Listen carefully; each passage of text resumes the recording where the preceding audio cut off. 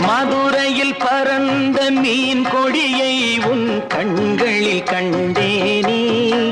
போரில் புதுமைகள் புரிந்த சேரன்வில்லை புருவத்தில் கண்டேனே. தஞ்சையில் பறந்த புலிக்கொடியை உன் பெண்மையில் கண்டேனே. தஞ்சையில் பறந்த புலிக்கொடியை உன் பெண்மையில் கண்டேனே.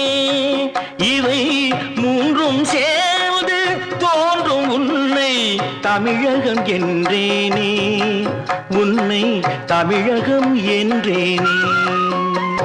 மதுரையில் பறந்த மீன் கொடியை உன் கண்களில் கண்டேனே. போரில் புதுமைகள் புரிந்த சேரன்வில்